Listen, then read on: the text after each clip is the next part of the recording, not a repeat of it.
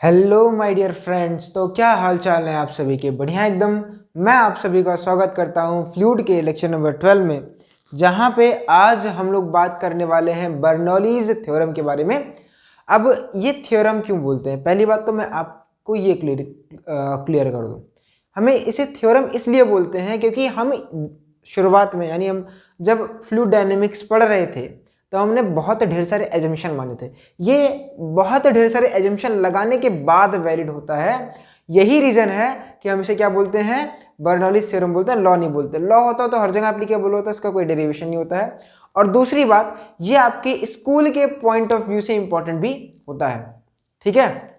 और तीसरी बात, वो जो मैंने आपसे 3 सवाल पूछे थे कि भाई आपके घर में पानी किस प्रकार आता है ना, तो भाई पहले तो आप जाओ अच्छे से पढ़े लिख के अपने घर में टोटी लगवाओ, है ना, उसमें पानी देखो। अब भाई देखो, वो फुवारे वाला मत लगाना कि जाली वाली वाला लगाओ, नॉर्मल जिसमें मतलब पुराना वाला देखिएगा। तो जब आप उसे धीरे से चलाते हो, धीरे से मतलब बहुत तेजी से मत चलाना, है ना। जब आप उसे धीरे से चलाते हो तो आप उसे ऑब्जर्व करना है। अरे यार ऐसे ही तो होता है, कैसे बनाया था कल, ऐसा लो बना देता ऐसा, ये वाला ठीक है। तो जब आप उसे ऑब्जर्व करोगे तो उसमें से पानी ऐसे कुछ निकलता है। आप ध्यान से देखना, ऑब्जर्व करना, तो पानी ऊपर मोटा होता है, नीचे आते आते आते आते वो पतला होता है और उसके बाद वो टूटना शुरू हो जाता है। तो भाई पानी ऐसे बहता है। जाके पहले पानी तो देख लो एक बार कि भाई पानी बहता कैसे है। पता है ठंडी है, बहुत दिन से नहाए नहीं हो, नहा लो तो कम से कम पानी भी देख लोगे, फ्लूइड चल भी रहा है तो ऑब्जर्वेशन भी होगी, है ना। पता नहीं कहाँ कहाँ से नहाए बिना चले आते हैं। वैसे नहाना भी नहीं चाहिए, अगर आप लड़के हो तो भाई, लड़के अगर डेली नहाएंगे तो फिर बदनाम, लड़कियां किस काम के लिए हैं। चलिए वापस आते हैं। पता है मैंने अपनी बहन को भी बेकार कर दिया है, वो भी मतलब अल्टरनेट पे नहाती है। पर भाई हम डेली नहाते हैं क्योंकि हमारा काम रहता है, बिना नहाए काम नहीं चल पाता है। नहाए हुए लग रहे हैं ना, नहाए हुए हैं। अब ध्यान से सुनिए बर्नौलीज थ्योरम क्या है। बर्नौलीज थ्योरम, पहली बात तो ये कुछ नहीं है, एनर्जी कंजर्वेशन है, जो कि हम लोग एक फ्लोइंग फ्लूइड में लगाते हैं। तो सबसे पहले आप इसके लिए बारे में लिख सकते हो कि बर्नौली थ्योरम क्या है। ये आपका एनर्जी कंजर्वेशन है जो कि हम लोग फ्लोइंग फ्लूइड में लगाते हैं। क्या आपको वर्क एनर्जी थ्योरम याद है? वहां पे भी हमने मैकेनिकल एनर्जी को कंजर्व किया था। कब किया था? जब हमने फ्रिक्शन को नहीं माना था। तो यहां पे वो चीजें आने वाली हैं। Energy conservation in flowing fluid आपका होता है। क्या होता है? Energy conservation in flowing fluid. पहली बात तो आपके स्कूल में इसका डेरिवेशन पूछा जा सकता है और शॉर्ट में या लॉन्ग में भी पूछा जा सकता है, तो आप इसे ध्यान से पढ़िएगा, ठीक है। पर हम कब मान रहे हैं, ध्यान से सुनिएगा, हम जो फ्लूइड मानेंगे यहाँ पे, वो अपना फ्लूइड जो है वो कैसा होना चाहिए, नॉन विस्कस हो। क्योंकि अगर यहाँ पे फ्रिक्शन आएगा तो एनर्जी को डिसिपेट करेगा, तो हम लोग यही मान के चलेंगे कि जो अपना फ्लूइड है वो नॉन विस्कस फ्लूइड रहेगा। और अपने पास किसी भी टाइप का फ्लूइड हो, उसमें आप एक चीज तो पढ़ चुके हो कि उसमें इक्वेशन ऑफ कंटिन्यूटी जो है वो तो वैलिड है ही। इक्वेशन ऑफ कंटिन्यूटी क्या है? वैलिड है ना। और इक्वेशन ऑफ कंटिन्यूटी क्या कहती है? ए बी बराबर कांस्टेंट आपका होता है, याद है? अरे ओ ये याद है, पढ़ के आए थे ना। और इसी को आप क्या बोलते हो? Rate of flow of liquid. पिछला लेक्चर देख लीजिएगा। अब दूसरी बात जो आपको करना है कि ये एनर्जी कंजर्वेशन क्या उन्होंने बोला था। हालांकि एक स्टेटमेंट है, अगर मैं बोलूंगा आपको शायद समझ में भी आ जाए, तो मैं वो स्टेटमेंट पहले बोलता हूं कि एक फ्लोइंग फ्लूइड में आपके पास 3 टाइप की एनर्जीज होती हैं। कितने टाइप की एनर्जी होती हैं? 3 टाइप की। तो लिखिएगा पहले, देयर आर, हम इन्हीं 3 टाइप की एनर्जीज को कंजर्व करने वाले हैं। There are 3 types of energy, there are 3 types of energies, there are 3 types of energies in a flowing fluid, in a flowing fluid. भैया अगर आपके पास एक फ्लोइंग फ्लूइड है तो उसमें 3 टाइप के आपके पास एनर्जीज होंगी। तो आप इतना पहले समझिए कि हम जो बर्नौली थ्योरम पढ़ने वाले हैं वो बेसिकली कुछ नहीं है, वो एनर्जी कंजर्वेशन है जो कि हम फ्लोइंग फ्लूइड में लगा रहे हैं। और हम अपना फ्लूइड कैसा मान रहे हैं? नॉन विस्कस है और किसी भी प्रकार के फ्लूइड में अपना इक्वेशन ऑफ कंटिन्यूटी होल्ड करता है, ठीक है। इक्वेशन ऑफ कंटिन्यूटी क्या था, ए वी बराबर कांस्टेंट, या आप इसी को याद करते हो A1V1 बराबर A2V2। याद आ रहा है कुछ? अब आपको एक चीज बताएगी, ये आपके लिए इंपॉर्टेंट है, नया है आपके लिए, वैसे सब टॉपिक ही तो नया है, पर आप इसको ध्यान दीजिए कि एक फ्लोइंग फ्लूइड में 3 टाइप की एनर्जीज अपने पास होती हैं। कौन कौन सी? पहला अपने पास होती है काइनेटिक एनर्जी, लिखिएगा ध्यान से। पहला अपने पास होती है काइनेटिक एनर्जी। दूसरी एनर्जी होती है अपने पास पोटेंशियल एनर्जी। दूसरी अपने पास होती है पोटेंशियल एनर्जी। और तीसरा जो अभी तक आपने पढ़ा नहीं है, जिसे हम लोग बोलते हैं प्रेशर एनर्जी। क्या बोलते हैं? प्रेशर एनर्जी बोलते हैं। ठीक है। अच्छा, आपने एक चीज तो याद ही होगा, वर्क एनर्जी थ्योरम में आपने एक चीज पढ़ा था कि भैया आप कोई भी काम करते हो वो बेसिकली एक टाइप की एनर्जी ही होती है, यानी वर्क आपका एनर्जी के फॉर्म में ही स्टोर होता है। तो हमने वर्क और एनर्जी को सेम बोला था, याद आ रहा है? तो यानी ये जो आपका काइनेटिक एनर्जी, इसका फॉर्मूला क्या होता है आपको ये भी पता होगा, हाफ mv²। यहाँ पे जो पोटेंशियल एनर्जी की बात कर रहे हैं वो आपका ग्रेविटेशनल पोटेंशियल एनर्जी है, जिसका फॉर्मूला हम पढ़ते आ रहे थे mgh। प्रेशर एनर्जी जो होता है इसका फॉर्मूला अभी मैं आपको बता दूंगा, ये होता है P इंटू डेल्टा V होता है। ये आप पढ़ते हो थर्मोडाइनमिक्स में, पर आपको हम अभी थोड़ा सा आइडिया दे देंगे, मतलब थोड़ा सा क्या पूरा आइडिया दे देंगे, ताकि आपको ऐसा ना लगे कि आपको ये चीज़ नहीं आती है। बहुत आसान चीज़ है। पहले आप वीडियो को पॉज करके इतना नोट करें, फिर हम आगे बात करते हैं। तो प्लीज़ वीडियो को पॉज करें और इसे नोट करें। चलिए अब हम लोग बात करते हैं प्रेशर एनर्जी ऑफ फ्लूइड के बारे में। पहली बात तो अगर आपके स्कूल में ये पूछा जा रहा है तो ये डेरिवेशन का पार्ट नहीं है, not a part of derivation. तो आप इसे लिखिएगा मत, बस ये समझने के लिए हम आपको बता दे रहे हैं, आगे मिलेगा ऑब्वियस सी बात है, पर यहाँ पे आपको समझ आए इसलिए आपको थोड़ा सा आइडिया दे रहे हैं। और डेरिवेशन में ये वाला पार्ट आप स्किप कर दीजिएगा अपने स्कूल के पोर्शन में, ठीक है। अब यहाँ पे क्या है, एक आपके पास सामने फिगर बनाया गया है और इसमें हमने कोई सी भी एक फ्लूइड डाल के रखा है। अब फ्लूइड आपका मे भी गैस हो सकता है, मे भी आपका लिक्विड हो सकता है, कुछ भी हो सकता है। अब आप तो इतना जान ही चुके हो कि फ्लूइड है तो वो प्रेशर एग्जर्ट करेगा, और अगर प्रेशर एग्जर्ट करेगा तो फोर्स भी लगेगा, ठीक है। अब इस प्रेशर की वजह से, यहाँ पे जो प्रेशर है इसकी वजह से, ये एक पिस्टन है, इस पिस्टन पे एक फोर्स लगेगा परपेंडिकुलर, इधर की तरफ लगेगा। पढ़ चुके हो ना, परपेंडिकुलर लगाता है सरफेस के, है ना। तो यहाँ पे जो आपका प्रेशर है, इस प्रेशर की वजह से, due to pressure of gas, हम बेसिकली गैस मान लेंगे, due to pressure of gas there will be a force on piston, there will be a force on piston, कि आपके इस पिस्टन पे एक फोर्स लगेगा जिसका हम F से दिखा रहे हैं, और आपका F बराबर होगा प्रेशर इनटू एरिया, जहां पे ये इस पिस्टन का एरिया A है, ठीक है। अब जो फोर्स लग रहा होगा वो ऐसे लग रहा होगा इस पिस्टन पे, ठीक है, और इसकी वजह से आपका पिस्टन पीछे की तरफ क्या होगा, मूव होगा। मान लेते हैं आपका पिस्टन खिसक के कुछ डिस्टेंस या हल्का सा, या चलो मान लेते हैं इतना दूरी पे आ चुका है, इतना दूरी पर आपका पिस्टन आ चुका है, यहां पे आपका पिस्टन आ चुका है। अब ये x डिस्टेंस मूव कर चुका है, तो इस फोर्स की वजह से वर्क भी तो हुआ होगा, तो work done by this force क्या हो जाएगा, work done by this force क्या होगा, वर्क डन आपका हो जाएगा W is equal to F into x, या F डॉट एक्स आप करोगे तो फोर्स भी इधर है, डिस्प्लेसमेंट भी इधर हो रहा है, तो दोनों के बीच में जो एंगल है वो 0 डिग्री होगा। तो आपका आएगा, यहाँ पे आप लिख सकते हो P A इंटू एक्स, और अगर हम बात करें A इंटू एक्स क्या है, A इंटू एक्स ये वॉल्यूम है, और यही तो चेंज इन वॉल्यूम है। अब ध्यान से देखो, पहले वॉल्यूम इतना था, अब वॉल्यूम इतना हो गया, तो A इंटू एक्स क्या होगा, इतना ही तो वॉल्यूम में चेंज हुआ। तो यहाँ पे आप जो लिख रहे हो A इंटू एक्स, वो जगह P इंटू डेल्टा V, क्योंकि आपका A इंटू एक्स क्या है, चेंज इन वॉल्यूम है। क्या आपको ये बात समझ आई? अरे बोलिए भाई, क्या आपको ये बात समझ आई कि चेंज इन फ्लूइड आपको समझ आया? ये आपका क्या है ना, चेंज इन वॉल्यूम रहता है, मैं बोल तो रहा था चेंज इन वॉल्यूम होगा, है ना, change in volume of fluid होगा, ये पूरा लिख लेते हैं। खैर आपको ये बताया जा रहा था कि वर्क डन जो होता है वो आपका कितना आ रहा है, P इंटू डेल्टा वी आ रहा है, और हम इसी को प्रेशर एनर्जी बोलते हैं। यहाँ पे A इंटू एक्स क्या था, change in volume of fluid था। अगर आप इसको बर्नौली थ्योरम को शुरुआत से लेके जब से आपको पढ़ाया जा रहा है, अगर आप एक बेसिक आइडिया लो तो मैंने आपको बहुत ज़्यादा चीज़ें अभी तक नहीं पढ़ाई है। मैंने आपको पहली चीज़ बताई कि बर्नौली थ्योरम जो होता है वो एनर्जी कंजर्वेशन ही है। यहाँ पे हम लोग मैकेनिकल एनर्जी को कंजर्व करने वाले हैं। दूसरी चीज़, यहाँ पे जो हम फ्लूइड ले रहे हैं वो कैसा है, नॉन विस्कस है। और तीसरी चीज़, यहाँ पे इक्वेशन ऑफ कंटिन्यूटी हम होल्ड कराएंगे क्योंकि सवालों में आपको मिलेगा भी आगे।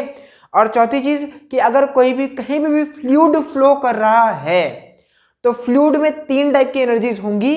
पहली एनर्जी होगी काइनेटिक एनर्जी, दूसरी पोटेंशियल एनर्जी, तीसरी प्रेशर एनर्जी। तो यानी आपके पास 3 टाइप की एनर्जीज होंगी ही होंगी, और हम उन्हीं को क्या करने वाले, कंजर्व करने वाले हैं। तो इसके बारे में आपको नहीं पता तो हमने आपको इंट्रोड्यूस करा दिया है, और इतना ही है। बाकी आपको थर्मोडायनेमिक्स में ज़्यादा पता चलेगा, तो आप इसको वीडियो को पॉज करके नोट कर लें, फिर हम आगे बात करते हैं बर्नौली थ्योरम के ऊपर। ये डेरिवेशन का पार्ट नहीं है, मैंने आपको पहले ही बता दिया है। तो वीडियो को पॉज करके इसको नोट करें। चलिए अब हम लोग आगे बात करते हैं डेरिवेशन के पार्ट के ऊपर। तो आपके सामने यहाँ पे एक फिगर बनाया गया है। फिगर में ये वाली हाइट जो है इसे हम लोग H1 बोल दे रहे हैं। यहाँ के क्रॉस सेक्शनल एरिया को हम A1 बोल रहे हैं, और यहाँ के जो क्रॉस सेक्शनल एरिया है वो A2 है, और ये वाली जो हाइट है इसे हम H2 बोल दे रहे हैं।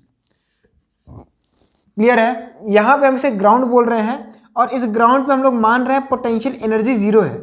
हम मान रहे हैं, ये हमने माना है, लेट किया है। सर हम यहाँ मान सकते हैं, कहीं भी मान सकते हो।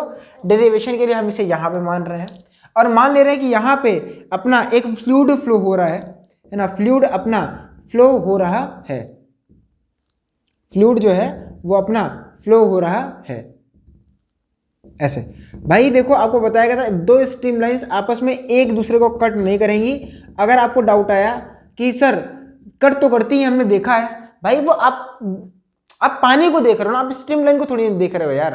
पानी जैसे एक पानी यहाँ से आ रहा है, एक पानी यहाँ से आ रहा है, जब दोनों मिलते हैं तो दोनों एक पाथ को फॉलो करते हैं। मैंने आपको ये बताया था। स्ट्रीम लाइन, ये पानी तो ढेर सारा होगा ना यार, पर उस पानी की, जैसे आपको कहीं पे पानी बहता हुआ दिख रहा है तो उसमें ढेर सारी स्ट्रीम लाइन्स हम लोग मानते हैं, है ना, मॉलिक्यूल्स को। समझ आ रही है बात? तो पानी अगर कहीं बह रहा है तो स्ट्रीम लाइन कट कभी नहीं कर सकती है, ये लिखा गया है बुक्स में, और ये तो मानना ही पड़ेगा यार। हम आपको बता तो चुके हैं कि अगर स्ट्रीम लाइन इधर से आ रही, इधर से आ रही, दोनों जब मिलती हैं तो एक कॉमन बनाती हैं। यहाँ से ऐसा नहीं है कि यहाँ से पानी आ रहा है तो ये पानी कट के इधर चला जाएगा और ये पानी कट के इधर जाएगा, कभी नहीं होता है। ठीक है, अनटिल और अनलेस तुमने इधर वाले पानी को बहुत तेज कर दिया, इधर वाले पानी को बहुत तेज कर दिया है, तब वो अलग बात हो सकती है कि इसको चीर के शायद निकल जाए, वो अलग बात है।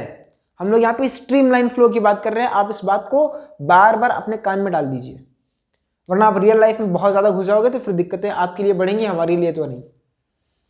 समझ आ रही बात? चलिए अब यहाँ पे हम कुछ चीज़ें एजम्पशन मान रहे हैं। अब आपके दिमाग में कुछ चीज़ें आएंगी, सर जो आपने काइनेटिक एनर्जी के फॉर्मूले में mgh लिखा था, सॉरी m12mv² लिखा था, या पोटेंशियल एनर्जी के फॉर्मूले में आपने mgh लिखा था, सर वो मास किसका लें? सर इस पाइप में जो पानी बह रहा है सबका लें? आया होना चाहिए डाउट कि सर जो आपने काइनेटिक एनर्जी के फॉर्मूले में ½ लिखा था, वहां पे मास हम किसका ले रहे थे, इस पूरे पानी का? तो नहीं, जवाब है नहीं। हम यहाँ पे एक छोटा सा पैकेट मान रहे थे, छोटा सा एक मॉलिक्यूल मान रहे थे, है ना। इस मॉलिक्यूल का मास हम लोग m मान रहे थे, एक बहुत छोटा सा एक ड्रॉप मान लो या कुछ भी मान लो, कहीं भी मान रहे थे। और हम ये मान रहे थे कि इस पॉइंट पे, यहाँ पे इस एरिया में घुसने टाइम जो इसकी वेलोसिटी थी वो v1 थी। ये यहाँ से घुस रहा है, इस वाले क्रॉस सेक्शन में घुसते टाइम इसकी वेलोसिटी v1 थी, हमने ये माना है। और अगर आपको बहुत ज़्यादा दिक्कत हो तो अगर लिक्विड की डेंसिटी रो है तो इसका वॉल्यूम क्या हो जाएगा, सॉरी मास क्या हो जाएगा, रो इंटू dv हो जाएगा। हमने ये एज्यूम किया, देखो पानी तो बहुत ढेर सारा होगा तो मास हमको नहीं पता कितना होगा ना, तो हमने बोला कि एक छोटा सा पैकेट मान रहे हैं, इस छोटे से पैकेट पे हम लोग एनालिसिस कर रहे हैं। जो एनालिसिस इसकी होगी वही सारे पार्टिकल्स की होगी, क्योंकि स्ट्रीमलाइन फ्लो कर रहा है। तो जैसा ये बिहेव करेगा वैसा इसके पीछे वाला करेगा, और वैसे ही इसका आगे वाला करेगा, और वैसा ऊपर वाला भी करेगा। बात क्लियर है? अरे दिक्कत ना लो यार, आगे चल के मास वाला टर्म कट भी जाता है। अगर आप डेरिवेशन के पॉइंट ऑफ व्यू से देखो, अगर आपको रिजल्ट पता हो तो ये कैंसिल आउट भी हो जाता है ना। तो हमने क्या माना, ये क्या है, ये एक पैकेट ऑफ फ्लूइड है। यहां पे लिख लेना कि ये पैकेट ऑफ फ्लूइड है, packet of fluid of volume of packet of fluid of volume, 2 bar of हो गया, ऑफ वॉल्यूम dV हमने ये माना है। और यहाँ पर जो रो है वो डेंसिटी किसकी है, वो डेंसिटी है फ्लूइड की। किसकी डेंसिटी है, फ्लूइड की। आई होप आपको यहां तक की बात समझ आई होगी। और अब ध्यान से सुनो, जब आपका ये पैकेट जो है फ्लूइड का यहाँ पे घुसा तो इसकी वेलोसिटी v1 थी, भाई यही वाला यहाँ से निकलेगा तो मान ले रहे हैं कि यहाँ पे इसकी वेलोसिटी क्या हो जाएगी, v2 हो जाएगी। अब आप मेरे को पहले ये बताओ a1 ज्यादा, सॉरी v1 ज्यादा है कि v2 ज्यादा है।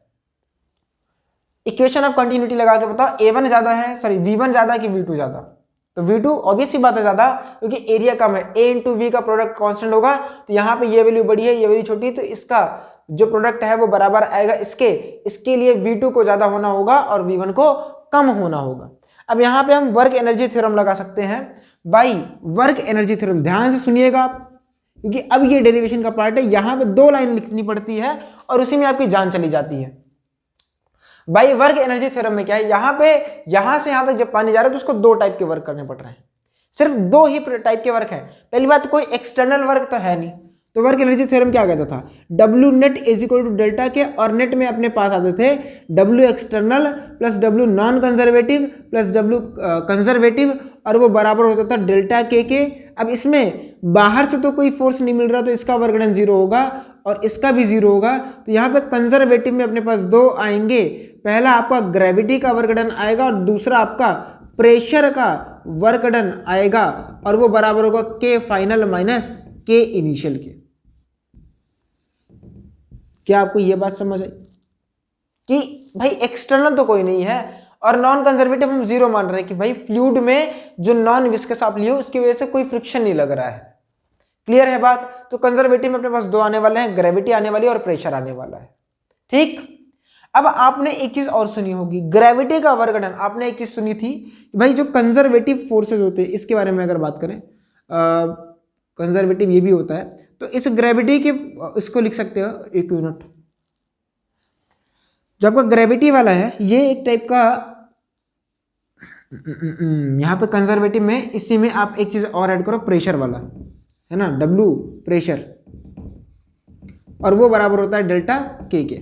अब एक चीज आपने वर्क एनर्जी थ्योरम पढ़ी थी, W conservative is equal to होता था माइनस में डेल्टा U। याद आ रहा है, याद आ रहा है कि कंजर्वेटिव फोर्स का work done negative of change in potential energy के बराबर होता था। तो अब यहाँ पे हम लोग उसी को लिखने वाले हैं, तो इसकी जगह पे क्या आ जाएगा, minus of delta U plus, अब प्रेशर का वर्क डन हमको लिखना है तो W work done of pressure, है ना, ये मैं आपको लिखना सिखाता हूँ पहले कि वर्क डन ऑफ प्रेशर यहाँ पे क्या है। यहाँ पे आप थोड़ा सा फोकस दीजिएगा। मैंने आपको क्या शुरुआत से अभी तक बताया कि यहाँ पे हमने सीधे वर्क एनर्जी थ्योरम लिखी। वर्क एनर्जी थ्योरम में हमने 4 टाइप के वर्क लिखे, पहला एक्सटर्नल था, दूसरा नॉन कंजर्वेटिव था, तीसरा कंजर्वेटिव था, और चौथा प्रेशर वाला यहाँ पे एक्सट्राइड हुआ है, वो बराबर होगा डेल्टा के। वो भी लिखना भूल गया था पहले स्टेप में, फ्लो में भूल गया था। और फिर यहाँ पे आया आपका ग्रेविटी कंजर्वेटिव में, फिर प्रेशर वाला रहेगा। मुझे अभी आपको प्रेशर का वर्क डन बताना है कि सर यहाँ पे प्रेशर कैसे वर्क कर रहा है।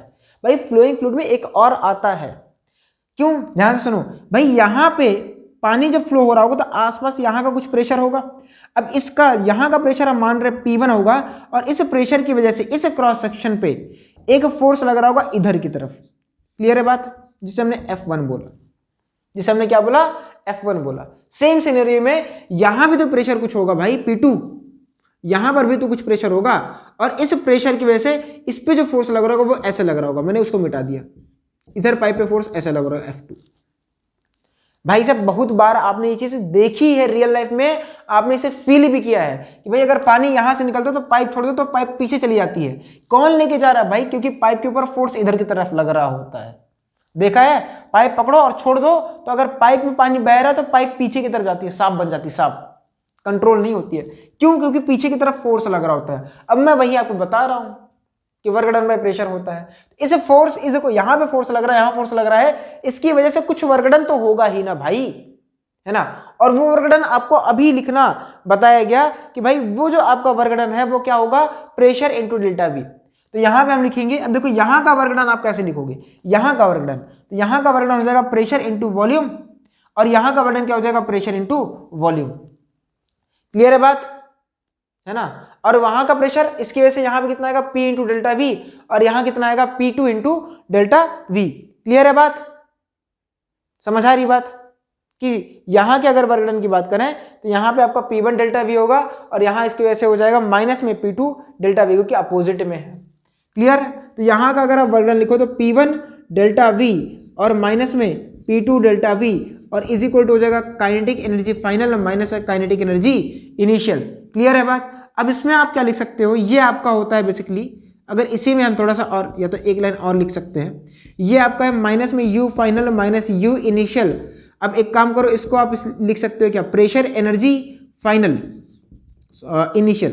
प्रेशर एनर्जी आपका ये इनिशियल है माइनस ये आपका प्रेशर एनर्जी फाइनल है और यहाँ पे आपका kinetic energy final minus kinetic energy initial होगा। इस ब्रैकेट को जरा आप ओपन करें, देन यू विल गेट कि यहाँ पे आपका U फाइनल माइनस में प्लस U इनिशियल प्लस में प्रेशर एनर्जी इनिशियल माइनस में pressure energy final is equal to kinetic energy final minus kinetic energy initial. बस हमें इसको थोड़ा सा अरेंज करना है, जितने भी फाइनल वाले टर्म है उनको इधर लेके जाओ और इनिशियल वाले टर्म को इधर लेके आओ, तो आप देखोगे initial potential energy plus initial pressure energy plus initial kinetic energy is equal to initial final kinetic energy plus final potential energy plus final pressure energy आपका है। और आप ध्यान से देखो, जितना पोटेंशियल एनर्जी प्रेशर एनर्जी और काइनेटिक एनर्जी पहले थी उतनी ही बाद में है, तो यहाँ पे हम बोलेंगे कि ये एनर्जी आपस में कंजर्व्ड है, यानी potential energy U pressure energy plus kinetic energy, इनका जो समेशन है वो अपना कांस्टेंट आता है। क्या आप मेरी इस बात से सहमत हैं? क्या आपको बात समझ आई? हमने इस डेरिवेशन के सिर्फ 2 लाइन लिखे हैं, आपको यहाँ पे थोड़ा सा दिक्कत होगा, और ये तो अभी मैंने आपको बताया कि भाई जो चेंज इन प्रेशर है तो उसका वजह से क्या वर्क डन होगा। क्लियर है बात? भाई प्रेशर में चेंज की वजह से हो रहा है तो P1 delta we minus P2 delta we आपका हो जाता है। क्लियर? तो यहाँ पे से आपको क्या पता चल रहा है कि पोटेंशियल एनर्जी प्रेशर एनर्जी और काइनेटिक एनर्जी का जो समेशन है वो आपका कांस्टेंट होता है। तो पहले आप इसको नोट कर ले, है ना, फिर हम आगे बात करते हैं। ये क्या है? ये सारी एनर्जीज का सम है। ये क्या है? सारी एनर्जीज का सम है। तो ये क्या है? Sum of all type of energies जो है वो आपका क्या आ रहा है? कांस्टेंट आ रहा है। क्लियर है बात? क्लियर है बात, है ना? सर अब आपके दिमाग में कुछ डाउट आ रहा होगा कि सर यहाँ पे जो प्रेशर एनर्जी का वर्क डन है वो आपने पॉजिटिव लिया, यहाँ पे निगेटिव क्यों लिया? खुद सोचो, खुद सोचो। पानी यहाँ पे निकल रहा है ना भाई, तो यहाँ पे डिस्प्लेसमेंट इसका इधर होगा, प्रेशर फोर्स इधर लग रहा है, तो निगेटिव वर्क डन नहीं आएगा। अब इतना भी बेसिक बताना पड़े तो डाउट मतलब क्या ही करूंगा मैं। आप खुद सोचना, पानी जा रहा है इधर, फोर्स लग रहा है इधर, तो दोनों फोर्स और डिस्प्लेसमेंट दोनों सेम डायरेक्शन में, तो वर्क डन यहाँ पे इसका वजह से हो जाएगा पॉजिटिव और इसकी वजह से हो जाएगा नेगेटिव। पहले तो ये भी लिख लो, वरना तुम लोग यहाँ पे भी डाउट बनाओगे कि सर ये कैसे लिख दिए आप। सुनो, यहाँ पे एट वन पे जो आपका इसका वर्क डन होगा P1 का वो पॉजिटिव होगा, और एट 2 जो आपका प्रेशर एनर्जी का वर्क डन है वो आपका नेगेटिव होगा। अपने कॉपी में आप लिख लीजिएगा, मैं तो लिख ही दे रहा हूं। और ये क्या है? ये वर्क डन बाय प्रेशर है, ये भी लिख लो, वरना कुछ दिन बाद जब रिवीजन करोगे तो भूल जाओगे। ये क्या है? वर्क डन बाय प्रेशर है, वर्क डन बाय प्रेशर है। क्लियर है बात? तो अब इसे वीडियो को पॉज करके नोट करें, फिर हम आगे बात करते हैं। फटाफट नोट करिए इसको और समझिए कि रिपीट कर दो इसको। नहीं, मैं रिपीट नहीं करूंगा, नोट करिए इसको, नोट करिए। आइए अब हम इसकी एनालिसिस के ऊपर चलते हैं। ये एनालिसिस आपके लिए तो बहुत इंपॉर्टेंट है ना, क्योंकि यहां से हम अच्छे अच्छे सवाल करने वाले हैं। डेरिवेशन का पॉइंट ऑफ व्यू तो हो चुका है, पर अब हम एनालिसिस करने वाले हैं। एनालिसिस बहुत सिंपल सी थी, लेकिन आप इसके ढेर सारे फॉर्मूले देखते हो। क्या था? Initial energy is equal to final energy होती है, जो कि कंजर्वेशन ऑफ क्या है? एनर्जी है। क्या है? कंजर्वेशन ऑफ एनर्जी है। यही है आपका कंजर्वेशन ऑफ एनर्जी। क्या है? कंजर्वेशन ऑफ एनर्जी है। ठीक है।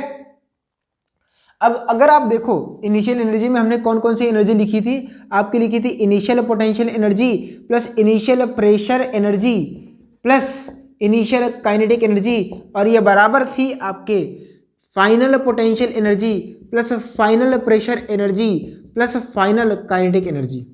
ठीक है, अब वहां पे हम मास के टर्म्स में भी इसको लिख सकते हैं। हम क्या कर सकते हैं, इनको मास के टर्म्स में भी लिख सकते हो। जो आप पहला इसका स्टेटमेंट यानी पहला फॉर्मूला पढ़ते हो वो क्या होता है, ध्यान से देखो।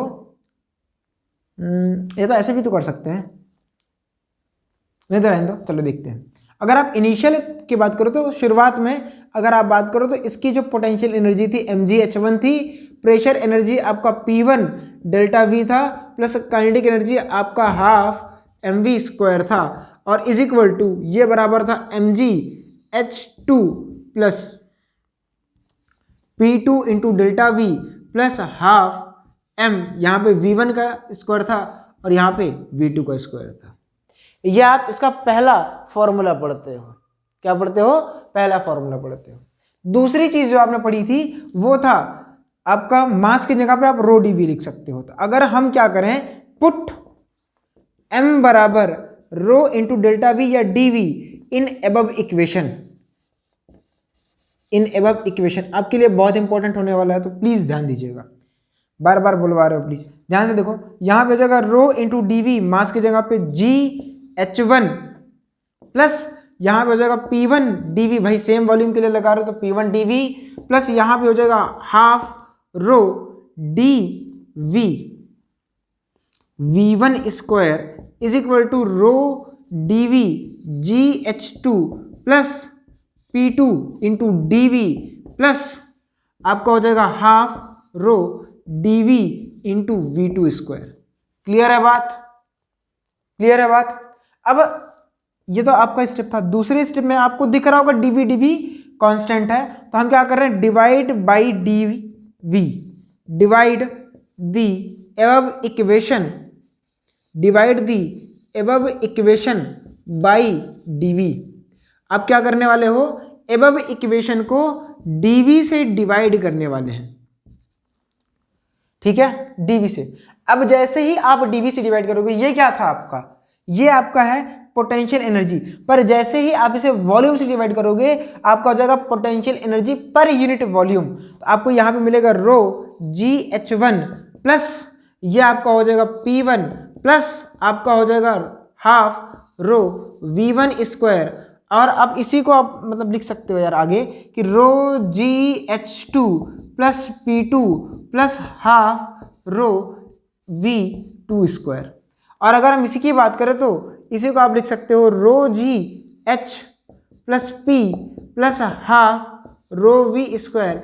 इनका जो समीशन आता है वो कांस्टेंट आता है। और यही आपका शुरुआत में अगर आप कहीं पे पढ़ोगे तो शायद शुरुआत में आपको आपके सर बताएं कि भाई बर्नौली ने सिर्फ एक चीज कही थी, किसी फ्लोइंग फ्लूइड में potential energy per unit volume, pressure energy per unit volume और kinetic energy per unit volume का जो समीशन आता है वो कांस्टेंट आता है।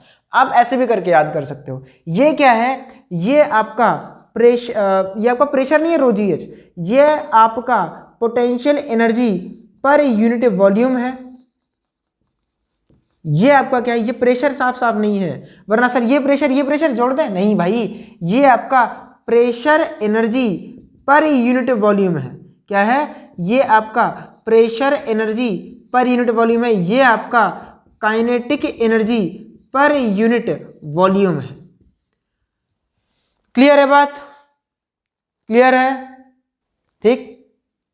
तो अब इसे, ये आपका दूसरा जो फॉर्म है, ये आपका दूसरा फॉर्म है, वो आपके लिए इंपॉर्टेंट है। ठीक है, तो आपका पहला फॉर्म ये है, दूसरा फॉर्म ये है, तीसरा फॉर्म मुझे और आपको बताना है। इसी दूसरे फॉर्म में ध्यान से सुनिएगा, मिटा रहा हूं मैं इसको, नोट कर लीजिए इसको। अब ध्यान से सुनिएगा, अगर हम तीसरे फॉर्म की बात करें, आपको ये फॉर्मूले याद भी होने चाहिए, ऐसा नहीं कि पढ़ लिए और पो करके निकाल दिए। भाई भूलना वूलना नहीं है, याद रखोगे तो ही सही लगेगा, वरना फिर ये आपकी जान खा जाएंगे। और इसके बाद वाले लेक्चर में हम सवाल करेंगे तो वहां पे आपको और ज्यादा कंसंट्रेशन की जरूरत पड़ेगी। अब इसी इक्वेशन में अगर हम रो से डिवाइड कर दें तो क्या होगा, डिवाइड जो आपकी इक्वेशन नंबर 2 है, डिवाइड इक्वेशन 2 बाई रो, तो हमें क्या मिलेगा, बोला भैया। अगर हम इक्वेशन 2 को रो से डिवाइड कर दे तो हमें क्या मिलेगा? तो अगर जैसे ही आप ध्यान से पहले एक चीज और सुनना, अब मैं बता ही देता हूं वरना फिर दिक्कत हो जाएगी आपके लिए। तो यहां पे आपका हो जाएगा G H plus P upon rho plus half V square, और ये आपका कांस्टेंट आ रहा है। सर ये फॉर्मूला तो बड़ा अजीब लग रहा है देखने में। हाँ अजीब है भाई, है ना, कि G H plus half V one square plus P upon rho, है ना, ये आपका कांस्टेंट आ रहा है।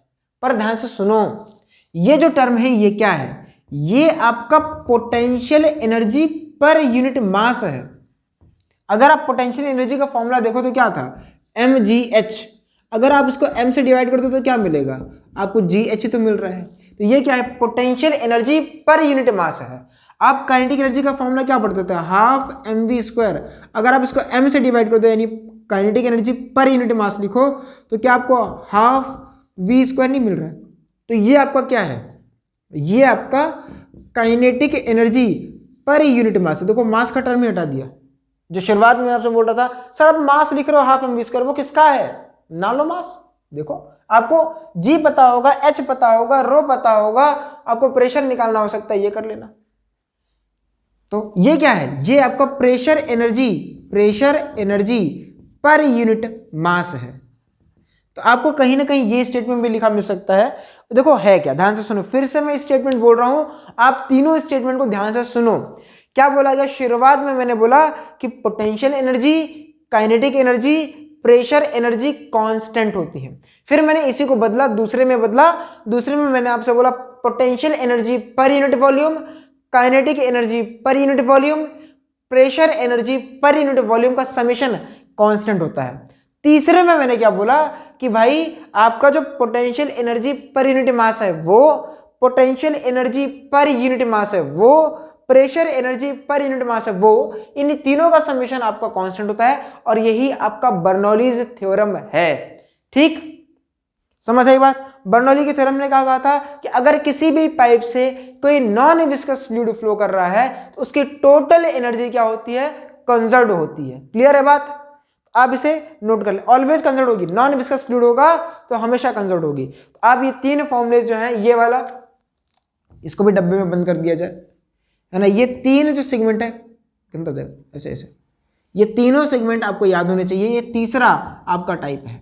तो हमने तीन फॉर्मूलेज आपको बर्नौली थ्योरम के देखे, और ये सवाल, ये फॉर्मूलेज आपको सवालों में मिलेंगे। तो आप इसे वीडियो को पॉज करके नोट करें, फिर हम आगे बात करें। आइए अब हम लोग देखते हैं प्रेशर वेलोसिटी ट्रेड ऑफ। हालांकि ये कुछ है नहीं एक्स्ट्रा, ये बर्नौली थ्योरम का ही एक एक्सटेंडेड वर्जन या सोच लो छोटा फॉर्म है ना। हम लोग क्या करेंगे, इसका पहली बात तो ये आपके स्कूल के लिए बहुत इंपॉर्टेंट है, इसका कहीं ना कहीं यूज कर लेते हैं, वेरी इंपॉर्टेंट फॉर स्कूल्स। और अगर नहीं भी होगा ना आपके स्कूल में तो भी कहीं ना कहीं से इस पोर्शन से आपको सवाल मिल ही जाएंगे, और बड़ा मजेदार है, मतलब ऐसा आपको लगेगा भी, बड़ा अच्छा लगेगा आपको। पहले तो क्या है कि हमने एक आपके सामने ये एक हॉरिजॉन्टल पाइप है, मतलब हॉरिजॉन्टल पाइप मतलब कि ए और बी पॉइंट्स एक लाइन पे आ रहे हैं। तो हमने एक हॉरिजॉन्टल पाइप देखी है। फॉर एनी हॉरिजॉन्टल पाइप क्या लिख सकता हूं मैं? किसी भी हॉरिजॉन्टल पाइप के लिए पोटेंशियल एनर्जी जो होती है वो क्या होती है? कांस्टेंट होती है। क्या आप मेरी इस बात से एग्री करते हैं? अरे बोलो भैया हाँ कि ना, कि ए का जो पोटेंशियल एनर्जी होगा वही बी का होगा, बोलो होगा ना। तो पोटेंशियल एनर्जी आपका कांस्टेंट है। क्लियर है बात? हम भी मानते हैं भाई आपका।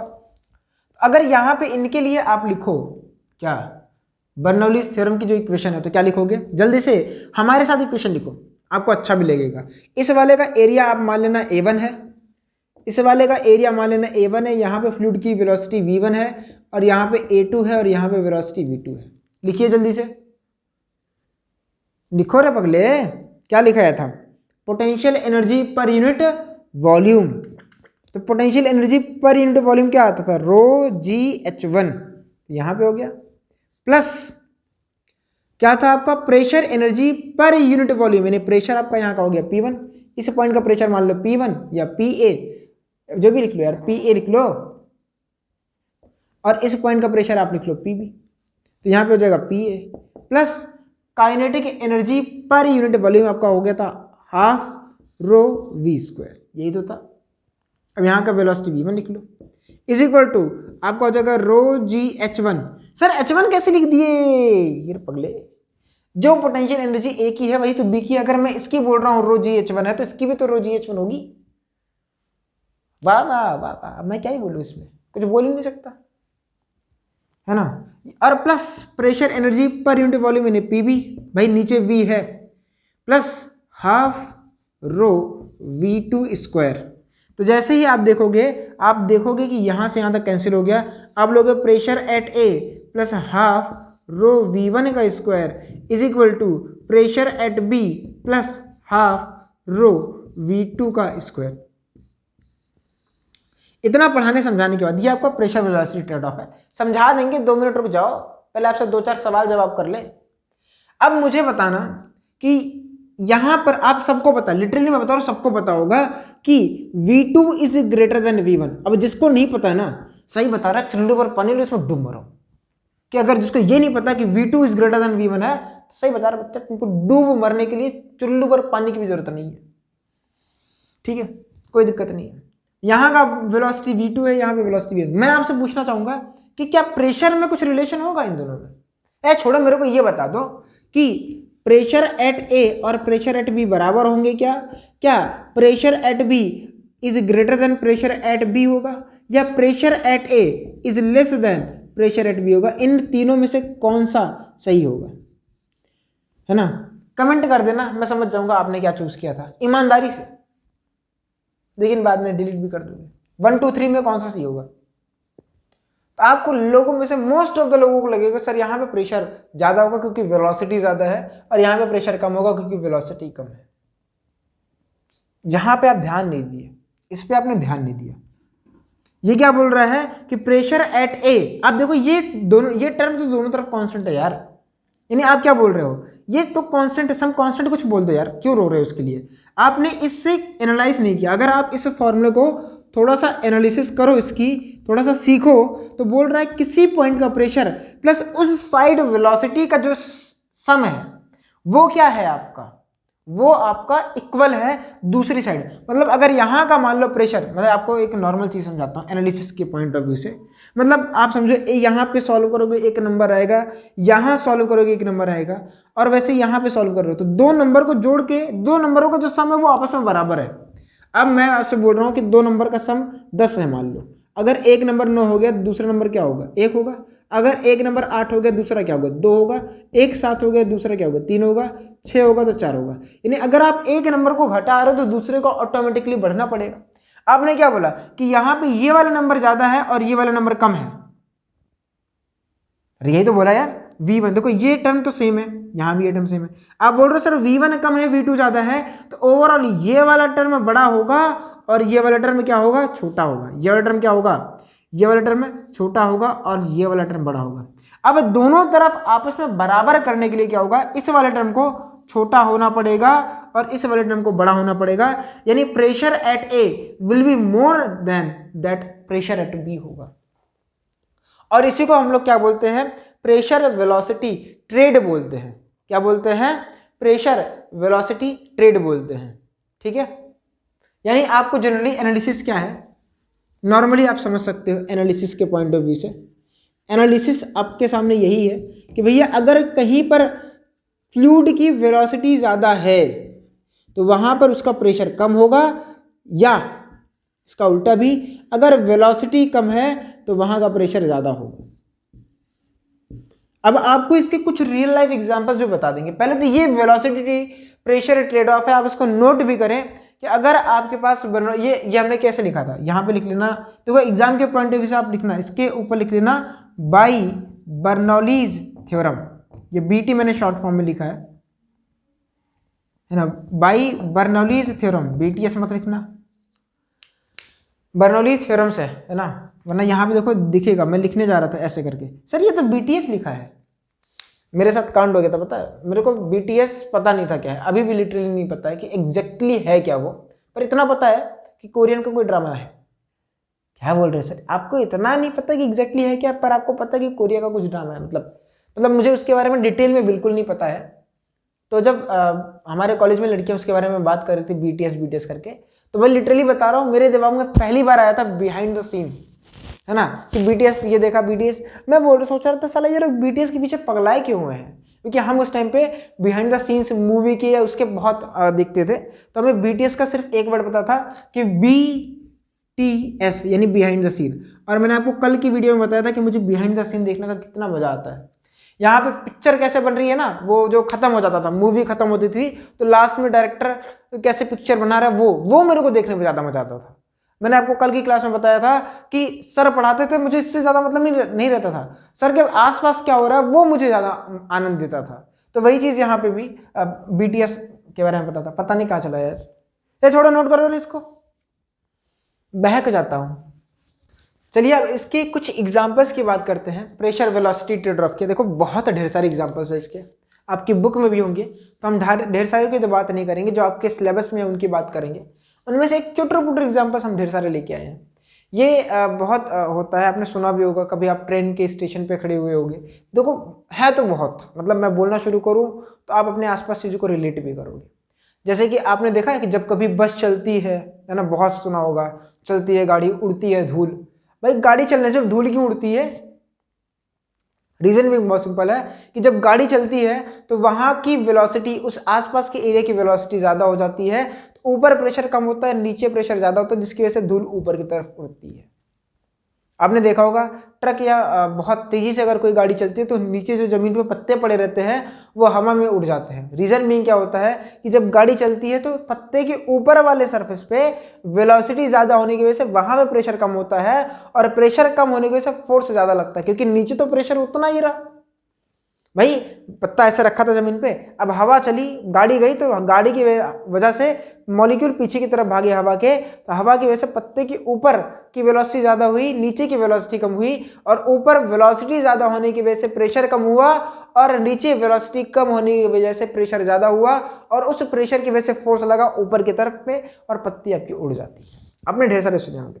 एक आपके सामने फिगर बना के लेके आया हूं, पर आपको फिगर वगैरह इसका नहीं बनाना है, ये तो हम बस मजे में बना रहे थे। आपको समझिए कि स्टेशन के किनारे पे आपको खड़े होने से मना क्यों किया जाता है, क्योंकि जब स्टेशन के किनारे आप खड़े होते हो ना, तो आप ध्यान से सुनो, आपके, जब मैं अभी यहाँ पे खड़ा हूं तो प्रेशर मेरे आगे भी है, मेरे पीछे भी है। आपको प्रेशर पढ़ा रहा था तो बताया था। अब मेरे आगे प्रेशर PATM है, पीछे प्रेशर PATM है, तो मेरे को उनका फोर्स नहीं पता चल रहा है, कैंसिल आउट हो जा रहे हैं। पर जब रेलगाड़ी, मैं ऐसे खड़ा हूं, मेरे सामने से रेलगाड़ी बहुत जोर से जाएगी, तो क्या होगा, मैं उसकी वजह से आगे मेरे सामने वाले जो एयर के मॉलिक्यूल्स है वो एयर के साथ मूव कर जाएंगे। अब obvious बात है, गैस के पार्टिकल्स ही तो प्रेशर लगा रहे थे। अब हवा ने क्या किया, वहां के मॉलिक्यूल्स को उड़ा के लेके चला गया। या ऐसे समझ सकते हो कि सामने वेलोसिटी ज्यादा हो गई तो प्रेशर कम हो गया, पर पीछे तो प्रेशर उतना ही रहा, तो उसकी वजह से अब क्या होगा, आगे प्रेशर कम होने की वजह से आगे वाला जो फोर्स है वो कम होगा, और पीछे वाला फोर्स ज्यादा हो जाएगा। तो जब रेलगाड़ी जाएगी तो मेरे को एक नेट फोर्स पीछे से धक्का लगना शुरू होगा, मतलब एक नेट फोर्स मेरे को पीछे से लगेगा आगे की तरफ, और यहां से बहुत ढेर सारे चांसेस होंगे कि मैं रेलवे की पटरी पे गिर न जाऊं। अगर आप कहीं मेट्रो सिटी में गए हो या आप घूमे हुए हो, तो मेट्रो में एक तो पीली लाइन होती है, वहां पे बार बार लिखा रहता है कृपया पीली लाइन के यानी पीली पट्टी के पीछे खड़े रहे। रीजन वही होता है कि जब मेट्रो आएगी तो बहुत पास जाती है, ट्रेन के समान थोड़ी दूर नहीं होती है, ट्रेन तो थोड़ी दूरी से भी चलती है, मेट्रो एकदम सट के चलती है। अगर एकदम आप स्टेशन से सटे रहोगे तो आप उसकी तरफ खिंच भी सकते हो, है ना। तो यही इसीलिए आपको मना किया था कि स्टेशन के एकदम पास मत खड़े हो, थोड़ा दूर खड़े रहो। भाई स्टेशन पे ट्रेन रुकेगी, आप बैठ जाना, ठीक है। तो इसमें आप क्या लिख सकते हो, तो बस ऐसे मजे के लिए बना रहा था मैं। तो अब आप क्या लिखोगे, एग्जाम्पल नंबर 1 यही है कि आपको स्टेशन पे खड़े नहीं होना चाहिए, लिखना नहीं है। आपके सिलेबस में जो है वो मैं आपको बता रहा हूं, आपके सिलेबस में एक स्प्रे वाला है। कौन सा वाला है? स्प्रे, सेंट स्प्रे आप उसे बोलते हो, है ना। कई बार छोटे मोटे एग्जाम्स में आपसे क्वेश्चन भी पूछा गया है कि बताओ सेंट स्प्रे किस प्रिंसिपल पे वर्क करता है। तो सेंट स्प्रे जो आपका होता है कैसा होता है मैं आपको दिखा रहा हूं, ऐसे आपको बनाना है।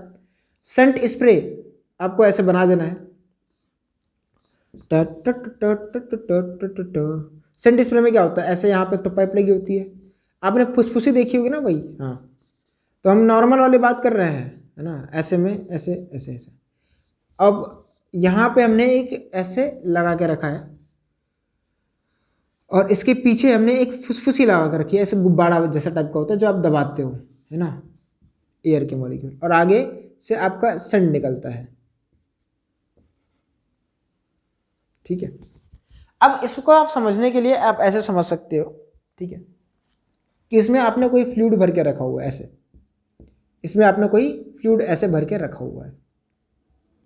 सेंट डिस्प्ले का प्रिंसिपल बता रहा हूँ, ठीक है। अब इस फुसफुसी को आप दबाते हो तो क्या आपने फील किया होगा कि आपका सेंट यहाँ से निकलता है, सेंट आपका इधर से स्प्रे होता है। देखा आपने बार बार वो भी क्या होगा, ऐसे कोलिन वाला जो आता है, या आप नाव को दिक्कत बजाओ तो वो फुसफुसी मारता है। तो सेम प्रिंसिपल ही ऐसा ही होता है। कैसा होता है समझिएगा कि यहाँ पे एक पॉइंट मानिएगा ए है और यहाँ पे एक पॉइंट मानिएगा बी है। जब आप इसको आप प्रेस करोगे तो क्या होगा, यहां से एयर के मॉलिक्यूल आगे की तरफ मूव करेंगे और प्रेस करने के बाद क्या होगा आप मुझे बताना, वेलोसिटी एट ए ज़्यादा हो जाएगी और वेलोसिटी ऑफ बी कम हो जाएगी, क्योंकि यहाँ के एयर के मॉलिक्यूल मूव करेंगे तो ए पर एयर के पार्टिकल्स की वेलोसिटी ज़्यादा होगी और बी पर कम हो जाएगी। इसका उल्टा हो जाएगा, प्रेशर एट ए कम होगा और प्रेशर एट बी ज़्यादा हो जाएगा। अब ए और बी पर प्रेशर डिफरेंस आने की वजह से यहाँ का जो बी वाला प्रेशर है वो यहाँ के लिक्विड पर नीचे की तरफ फोर्स लगाना शुरू करेगा। तो ये जो लिक्विड है वो यहाँ से ऊपर उठना शुरू कर देंगे और यहाँ से जब दबेगा तो यहाँ से ऐसे ऊपर उठेगा और आपको यहाँ पे स्प्रे देखने को मिल जाता है। तो मतलब आप अपने शब्दों में लिख सकते हो इसका जो भी पूरा ढेर सारा प्रोसेस है ना। अब ऐसे आपका ये तो पहला आपका एग्जांपल हो गया। दूसरा एग्जांपल आपने सुना होगा एरोप्लेन में जो लिफ्ट होती है। क्या वीडियो चल रहा है ना। अब एरोप्लेन की अगर बात करें तो एरोप्लेन कैसे उड़ता है, तो एरोप्लेन के विंग्स के मैकेनिज्म में, एरोप्लेन अगर आप देखो तो एरोप्लेन ध्यान से देखो उसमें पंखे लगे होते हैं सर, उसकी वजह से उड़ता है।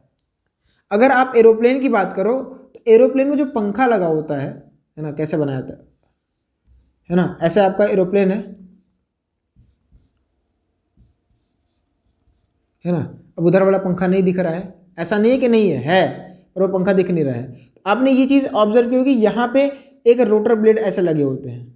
इनका काम क्या होता है, अब ध्यान से समझना, इनका काम होता है कि सामने से एयर को लो और पीछे बहुत जोर से फेंको।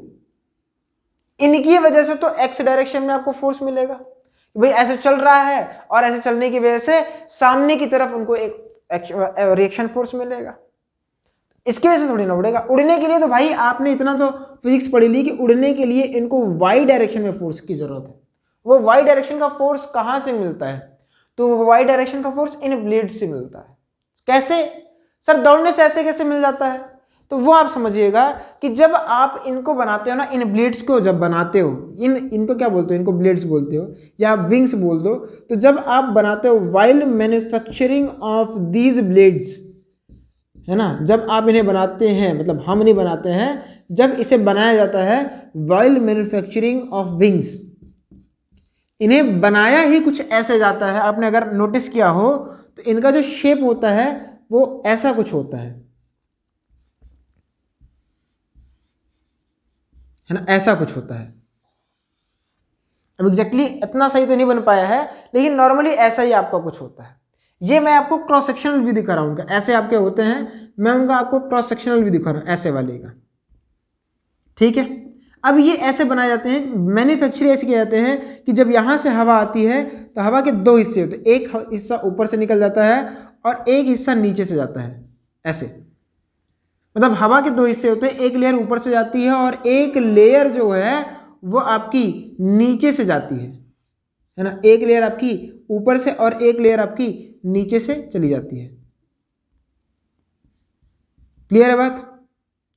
अब इन्हें बनाते टाइम क्या होता है, मैंने यहाँ पे ये लाइन लिख दी क्योंकि ताकि मैं बच जाऊं कि यहाँ पे एक पॉइंट ए मानता हूँ, है ना, और यहाँ पे एक पॉइंट बी मानता हूँ। तो ये ऐसे बनाया जाता है कि ए से जो हवा गुजरे उसकी वेलोसिटी ज़्यादा हो जाती है और बी से जो हवा गुजरती है उसकी वेलोसिटी कम हो जाती है। ऐसे बनाया ही जाता है इनको, एरोडायनेमिक्स वाली फिजिक्स लगती है। ऐसे बनाते हैं कि ए पर जो वेलोसिटी ऑफ एयर होती है वो ज़्यादा होती है और बी पर कम होती है, जिसकी वजह से ए पर प्रेशर कम और बी पर प्रेशर ज़्यादा होता है।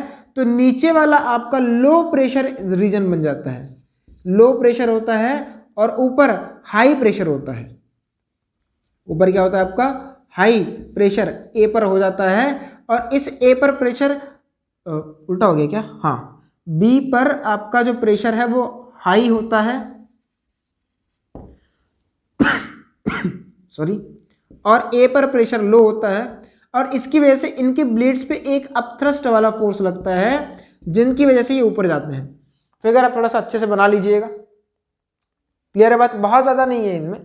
जब आप बनाते हो ये क्या है, लिफ्टिंग ऑफ एरोप्लेन है, ऐसे ही आप उड़ते हैं, लिफ्टिंग ऑफ एरोप्लेन। ये भी आपके बुक में आपको देखने को मिलेगा कि आपका एरोप्लेन हवा में कैसे ऊपर की तरफ उठता है।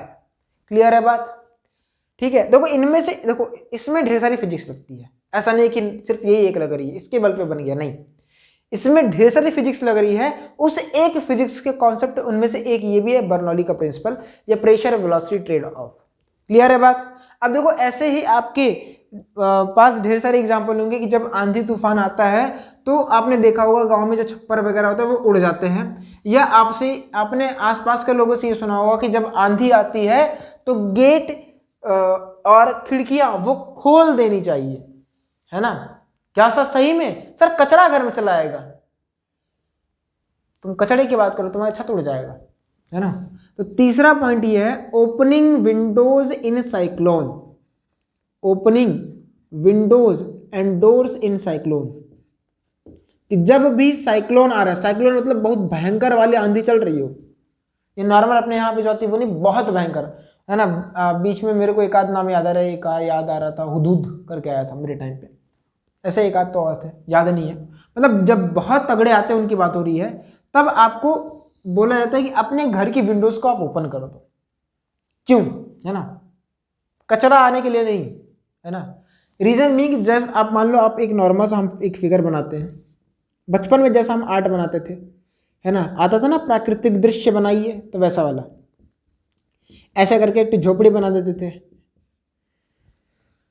सबका होता है, सबने बनाया है, हमने भी बनाया था। अब झूठ मत बोलना, तुमने भी बनाया होगा। क्या आ गया यार मुझे, हाँ। अब ध्यान से सुनिएगा, जब हवा चलेगी तो क्या होगा, ये आपका आउटर रीजन है, ये आपका इनर रीजन है। तो जब आपकी हवा चलेगी तो यहाँ पे एक पॉइंट ए मान लेते हैं, तो हवा की वजह से यहाँ का जो प्रेशर एयर के मॉलिक्यूल्स होंगे साइक्लोन की वजह से बहुत तेज मूव करेंगे, है ना। यहाँ पे जो साइक्लोन होंगे उनकी वेलोसिटी बहुत ज़्यादा होगी, तो और यहाँ पर ध्यान से देखो, यहाँ पे एयर के मॉलिक्यूल्स होंगे, है ना।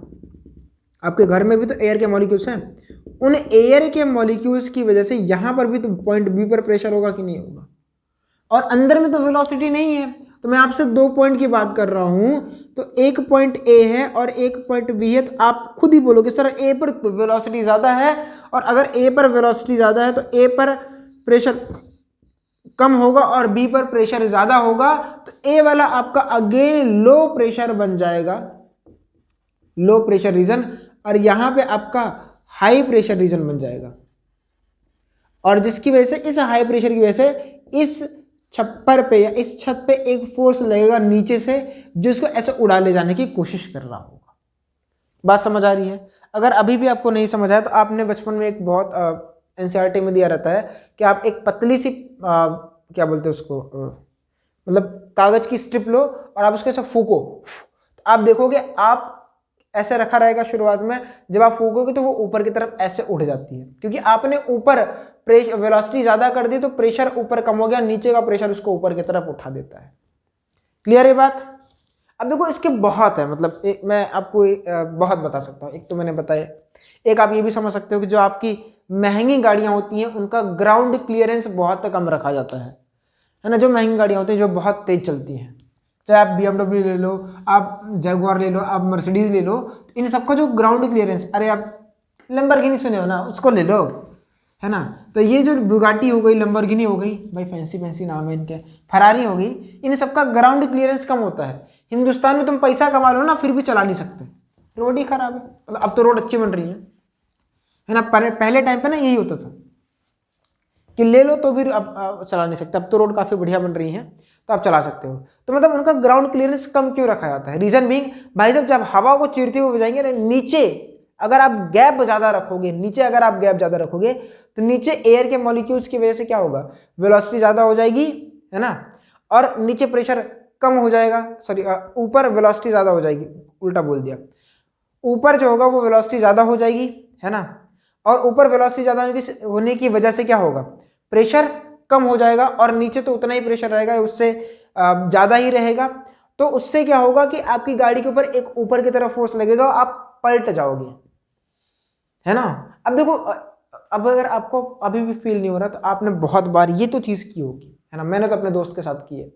आप मोटरसाइकिल से चल रहे हो या आप स्कूटी से चल रहे हो और आपका दोस्त साइकिल से है, या आपने कभी ट्रैक्टर के पीछे जो ट्रॉली लगी होती है, आप साइकिल से चल रहे हो तो उसका वो पीछे से आप पकड़े हो।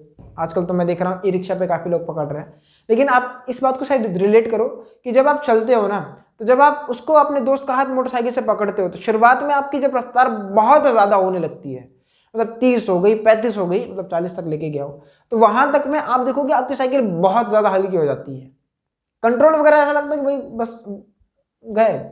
तो रीज़न यही है, मतलब एक रीज़न ये भी है ना, बहुत रीज़न होते हैं, उनमें से एक रीज़न ये भी है, ठीक है। तो एक अपने सिलेबस में है स्विंगिंग ऑफ बॉल, अब वो मैं आपको बता देता हूँ, है ना, swinging of ball, swinging of ball.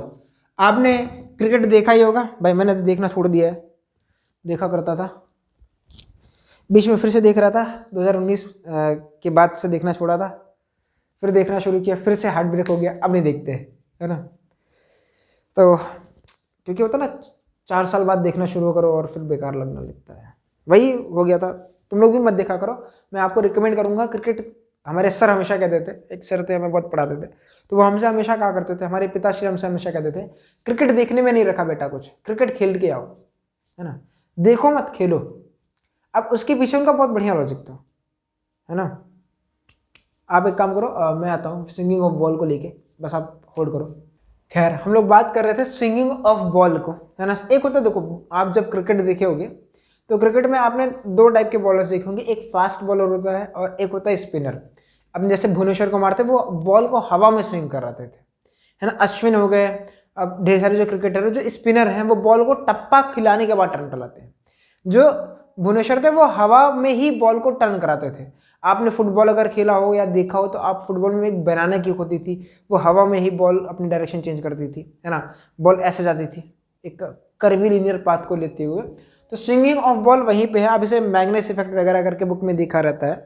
तो ये क्या होता है basically, changing the direction of ball in air. Swinging का मतलब होता है changing the direction of ball in air, कि आप हवा में ही बॉल की डायरेक्शन को चेंज करते हो। अब इसके पीछे की फिजिक्स आपने बहुत बार देखा होगा कि बॉल को जब आप टेस्ट क्रिकेट देखते हो तो यहाँ पे इसका बहुत यूज होता है। या आपने देखा होगा कि बॉलर क्या करता है, बार बार बॉल को अपने पैंट्स में रब करता है, एक रुमाल लिया रहता है, उससे उसको पोंछता रहता है। अब तो वो थूक लगा के उसको साफ करने वाला वो चला गया, पर एक तरफ ना उसको बहुत अच्छे से शाइन करता था कि एक तरफ चमके, एक ही तरफ करता था। ऐसा नहीं कि बॉल गंदी होगी उसको साफ कर रहा, नहीं, वो सिर्फ एक तरफ की सरफेस को ना, ऐसे बॉल होती है आपकी, तो बॉल के एक तरफ वाली जो सरफेस होती है वो उसे कैसा बनाता था, उसे रफ बनाता है। एक तरफ ऐसा रफ बनाता है और दूसरी तरफ शाइनी बनाता है। अब इसका फायदा ये होता है ना, एक तरफ रफ बना के और दूसरी तरफ शाइनी बना के, फायदा ये होता है कि जब ये बॉल हवा में ऐसे घुमा के फेंकता है, जब ये हवा में बॉल को ऐसे घुमा के फेंकता है, आपकी बॉल घूम भी रही होती है, आगे भी जाती है, तो जब वो हवा को काटती है ना, जब वो हवा को काटती है तो होता ऐसा है कि एक तरफ का, जैसे यहाँ पे एक पॉइंट है और यहाँ पे एक पॉइंट बी है, एक तरफ की जो वेलोसिटी होती है वो ज़्यादा हो जाती है। लेट्स से कि ए की वेलोसिटी ज़्यादा हो गई, बी की वेलोसिटी कम हो गई, और उस वजह से प्रेशर ए पर कम हो जाता है, और बी पर जो प्रेशर होता है वो ज़्यादा हो जाता है, और इस वजह से आपकी जो बॉल है हवा में ही टर्न होती है ना। अब ए वाला आपका लो प्रेशर रीजन हो गया, है ना, ए पर जो प्रेशर है वो कम हो गया, और बी पर जो प्रेशर है वो आपका ज़्यादा हो गया, हाई प्रेशर आपका हो गया। और इस वजह से आपकी जो बॉल है वो हवा में भी टर्न होती है। तो आपका ये स्विंगिंग ऑफ बॉल था। यहाँ पे हम बर्नौलीज थ्योरम का जो भी आपका पार्ट था एप्लीकेशन वाला या कॉन्सेप्चुअल पार्ट आप बोल सकते हो, वो ख़त्म होता है। अभी इसके न्यूमेरिकल्स बचे हुए हैं, आपका वेंचुरीमीटर बचा हुआ है। तो वेंचुरीमीटर और न्यूमेरिकल इसके आपके लेक्चर बचा हुआ है, तो इसका हम नेक्स्ट लेक्चर में कवर अप करने वाले हैं। आज के लिए बस इतना रखते हैं। पढ़ते रहिए। All the very best. Bye bye.